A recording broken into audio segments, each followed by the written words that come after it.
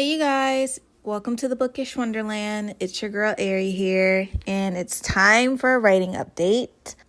So at the time that you're hearing this recording, it has been a full week since I was supposed to be doing my writing challenge, to finish my novel.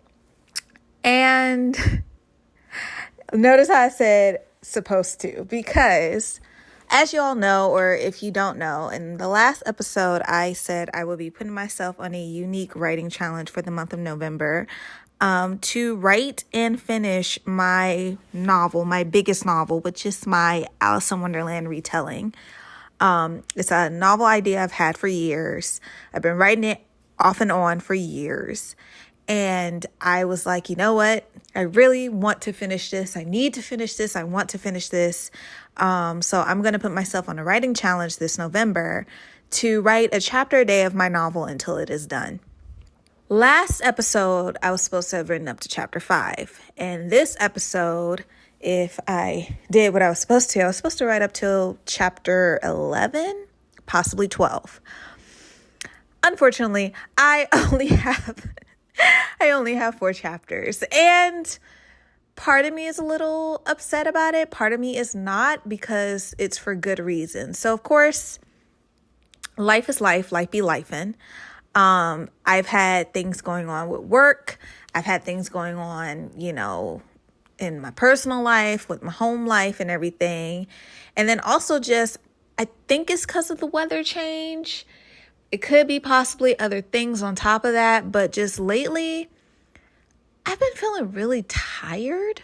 Like, not tired as in like I don't want to do this no more. And more like tired as in like I'm constantly wanting to just curl up under a blanket, lay down and do nothing. And I think with the time falling back, the weather changed because it is starting to get colder.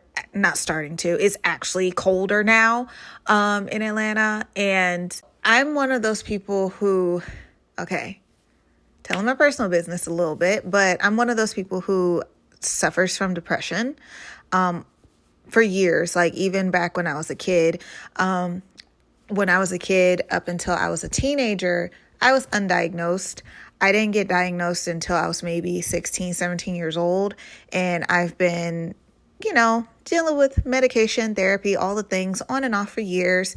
And I say on and off, meaning the medication, not the therapy. The therapy has just been ongoing.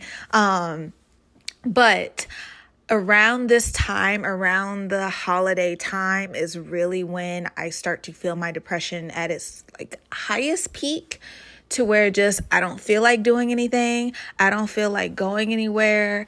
I don't want to, be a part of all the world outside. I just want to curl up in my bubble and just stay in my bubble. But I know it's not fully that. It's partially that because of the weather and the time change. Like, oh, it's colder. This is the time where people want to, get all cozy and snuggly and be warm and toasty and everything. And I want that too. But also with the time change, I've been readjusting with my sleep a little bit. So dealing with that. But also just I've been doing my self-care things to where it's not to where I'm deep in the hole of the depression. I'm still trying my best to, be present, to do the things that I love, to do the things that bring me joy and happiness on top of my normal responsibilities, so that I don't feel completely bogged down. But there's just something going on in the mental state and in the physical state where I just I want to rest.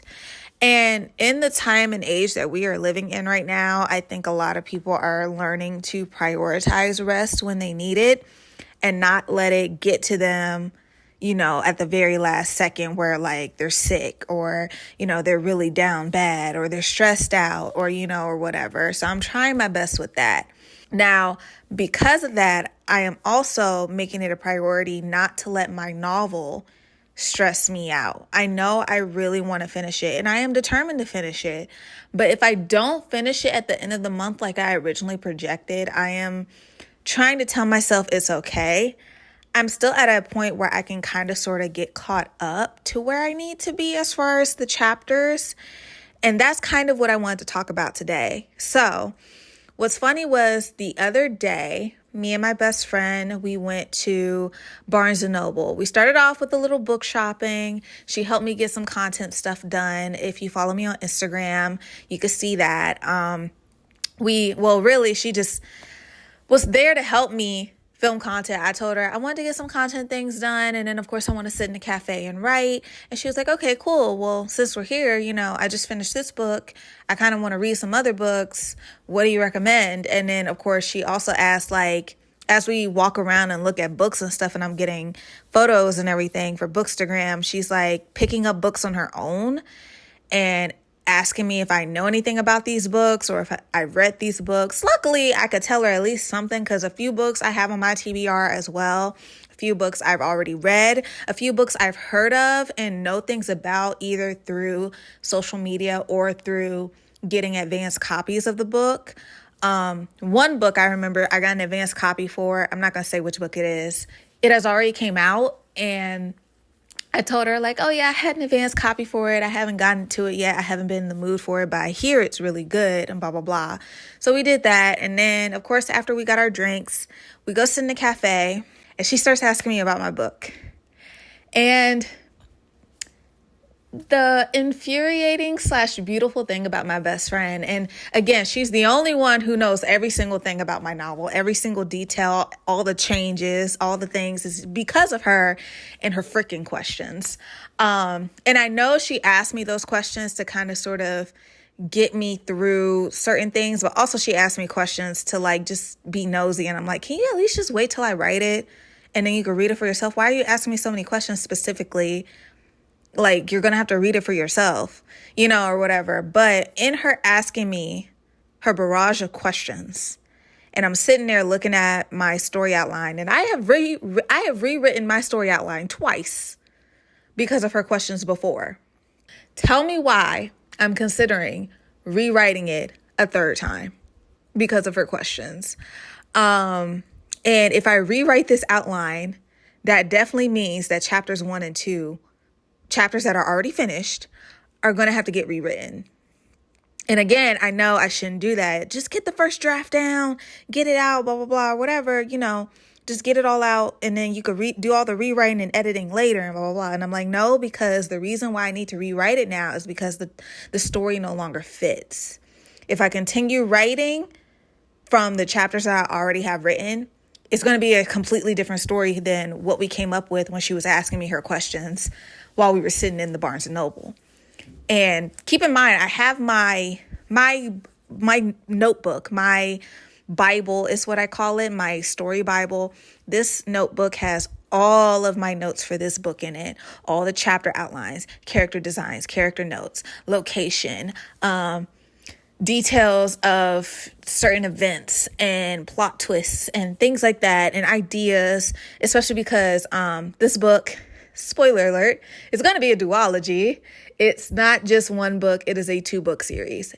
And I'm dead set on making it a 2-book series. Is there potential for, spin-off books, prequel novels, character connections to other retellings? Yes, tentatively, but I'm focusing on these 2 books for now, right? And so I'm sitting there and I no longer wanted to work on the chapters I was supposed to be working on. I really, really, really was like, I need to rewrite this outline. I need to rework it. And reworking it means changing chapters 1 and 2 because I need to add in events to where chapter 3 makes sense and chapter 4 makes sense. And then I can continue writing because everything else that I have, that's when everything is going to, flow properly. Again, the story will never be as perfect as it is in my head. And I know that. And it's a struggle trying to get that out and work through it. Also with the part of me that is kind of sort of a perfectionist. I want it to be good, at least good on paper. Of course, I will do all the edits and the tweaks to make it perfect, even if it will never get to 100% perfect like I have it in my head. But I at least want that. And right now what I'm looking at, it's not bad, but it's not that level of good that I want it at either. And that's something that I'm struggling with. Another thing that I'm struggling with is when I am in the mood to write, I'm in the mood to write something that does not relate to my novel. And part of me, again, wants to feel guilty, like, I need to be focusing on the novel, not these shiny new things, not these shiny new ideas, and this, and blah, blah, blah. I don't want to completely discard those ideas either. So I have to write them down. And at least I'm, in a way, even when I do that, I am writing every day. And that's kind of sort of the point too. Because writing a novel is like the big goal for almost a lot of writers that I meet or that I hear from. That is the big goal. That is the end goal, to have your work published or finished to where it's a masterpiece that you could be proud of. And a lot of people are in a rush to get to that. But we all got to remember to walk before we run. Or even better, we got to crawl before we walk. And then walk before we run. So you got to practice and exercise the writing muscle first to build up the stamina to be like, okay, let me work on this particular thing every so often until it gets done, this particular project or whatever, and then run. And that's when you get to the bigger parts of it, which is the publishing parts, the parts that we all want to get to, the editing, the cover design, the everything, blah, blah, blah. And with that, you got to learn to be patient. But in a day and age now where being patient is kind of hard because everything is so quick, everything is so fast, content is so short, everybody wants to consume everything.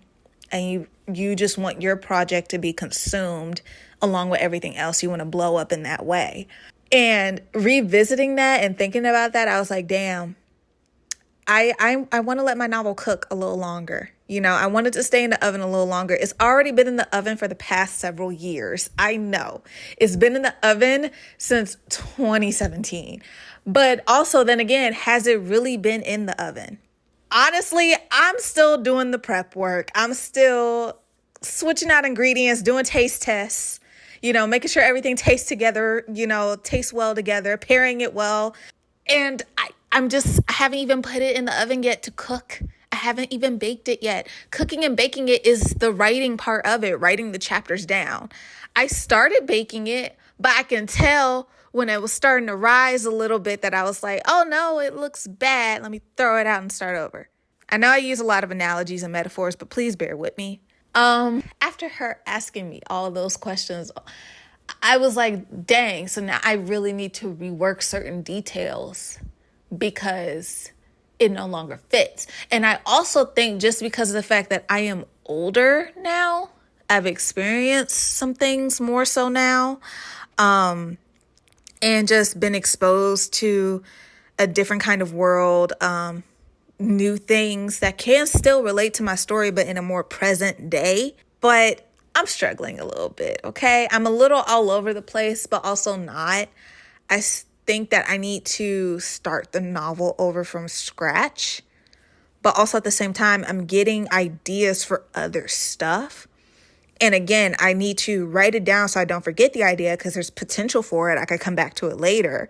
But my main goal is to get this novel written and to a good point to where I could start really working on it, start really editing it and querying it and getting it published or trying to find a way to get it published. And I'm struggling with that level of prioritization because now I'm putting unwanted pressure on myself a little bit to where I feel like I got to push myself to write my novel, to work on it. And I think I should just be happy with the fact that I'm writing every day.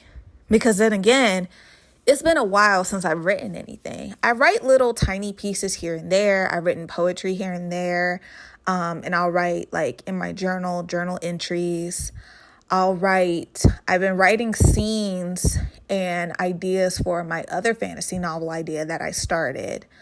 I wrote like the first chapter, maybe first 2 chapters of that novel, but haven't taken that anywhere further because I was like, nope, the main focus is this Alice in Wonderland retelling. And I'm just like sitting here and I'm like, do I want to work on the Alice in Wonderland retelling? If I do, I'm going to have to start over because it is no longer the same story. It's no longer the same book. So that means, the characters are still the same. The characters have always stayed the same. Not necessarily exactly the same, but like their basic template has stayed the same. I think what's evolved is their motivations a little bit, and the drive to do certain things have changed a little bit, all because I'm trying to fit them within the broader scope and theme of the things that I want to discuss in my book. But also at the same time, in the past, most of my work, I've let my work be character driven. I've let the characters drive me while I write. I used to be that kind of writer who I didn't make an outline. I didn't do any of that. I would just sit, let the inspiration, let the muse talk to me, put on a writing playlist, and then just write, just flow, just be lost in the trance of whatever I was writing. And then when I come out of it, I read it back and I'd be like, oh, this is good, or this is a story. That's how I've written a lot of my short stories when I was in college. And my professors would be like, oh my gosh, I love the potential in this. I like this or whatever. I like this character and this and that. How did you get inspired to do this? And I'm like, it's hard to explain. It's really hard to explain. Mostly songs, because I know one of my biggest muses is music. And I can listen to a song and could come up with a story based off of what I hear or based off of what I see in my head. That's why Halsey inspires a lot of my short stories in my journal and in my old portfolio. I have at least 3 short stories inspired by Halsey songs. And I am proud of that too. But one of the biggest things about writing those short stories is because each song was like a writing prompt. Each short story was like a writing exercise. Whenever I gave it to my professor or my classmates in workshop to critique it, that's when I got inspired and motivated to make it better. And that's what I need for this novel. But I kind of need it on a different level because it is a novel. It's not a short story. It's not a novella, because I've also written a novella before. I think it was like about 180 some pages. Very short. Never gonna see the light of day. I'm sorry. Unless y'all ask me, but it's never gonna see the light of day. So I know that I'm capable of doing it. I'm still doing a write every day challenge because my skills in writing needs to be exercised. Like, I need to get back into the conditioning of writing and working on projects because I've been busy. I've been busy with life. I've been busy with work. I've been having other stuff going on. Writing has not been a big priority. It's something I've been doing every now and then, or when I find the free time. And mostly it's been like journal writing, poetry writing, list writing, like writing lists and stuff. It hasn't been writing like stories and narratives and things like that. And I'll write like scenes every now and then, like little one shots, but nothing like a full like 5 to 8 page short story or nothing like that. It's usually a 2 to 3 page scene or 2 to 4 page one shot. And when I say 2 to 4 pages, I mean in my journal, not on a Word doc or nothing like that, because the formatting, those are 2 different things. Was probably 4 pages in my journal is like half a page on a Word doc. So I've actually been doing that while also reworking my novel in my notebook. I have not fully rewritten the outline yet, but I have written some notes based off of the discussion with my best friend when she was asking me those freaking questions. And I was getting frustrated with those questions, partially because it made me think about stuff that I didn't think about. And then also because I can't fully tell her the details because, again, I'm still that writer where stuff just flows out of me once I'm in the zone. Once I'm in the zone, it'll flow out of me. All the details will come together. And then it's just left to you to read it for yourself. If you're asking me all this stuff ahead of time, I cannot tell you. I cannot answer you. I'm just sitting there frustrated, like, can you just wait till I write it? And then after you read it, if you got questions, I'll answer them. Like that type of thing. So the new game plan is I'm going to write every single day for the month. That I've already been doing. I've been writing in my journal every day, whether it's little snippets of ideas here and there, whether it's a story idea, a scene, or anything, or something for one of my other projects. I've at least been doing that. But as far as writing the novel every day, I'm going to take that pressure off of me. Considering the weather and everything I got going on, I'm going to take that pressure off of me just a little bit. I'm going to still try to work on something related to my novel every day. Even if it's just writing a scene for my novel or rewriting a chapter or reworking the outline or adding in more notes. I think that's what I'm going to do. So that's the new plan. I would like to ask if any of you are becoming loyal listeners, if you are a fellow writer, to chime in with your thoughts and advice for me. Because I feel like I'm on the right path, but I would love it if some of my other fellow writers would chime in a little bit and be like, I will appreciate any 2 cents y'all want to give me at this point. That's literally all I'm asking. And I think what I also should do is form a writing group of some sort, a little workshop group, or even find a workshop group to join, just so I could still have that to continue to exercise my writing muscles, even if I don't submit pieces of my novel to a workshop group or writing group. Just submitting what I've been writing so far for my other stuff, or just been doing on my own as daily exercises or daily prompts. I would love to do that and find a workshop group. So that's just the writing update for the week. If you want to know, some of the ideas that I've been having have been very geared towards to like villain origin stories and dark atmospheric settings. And then also on a weird flip side, more whimsical atmospheric settings. My other fantasy novel that I've written like maybe 2 chapters for, that one is leaning more towards the Studio Ghibli, however you say it, side as far as like vibes. It is about a woman who wakes up one day and her house is in the middle of the ocean and she doesn't know why. So it leans more towards that. And again, I feel fine saying that prompt out loud because, again, no one is going to write the same story that I am writing, even with that simple prompt. So actually, if you are a fellow writer, a fellow creative writer, and you want to exercise your muscle, take that prompt and do with it what you will. A woman wakes up and her house is in the middle of the ocean. What happened? What happened? And you can make it whatever genre you want it to be. It could be fantasy. It could be contemporary realistic fiction. I don't care.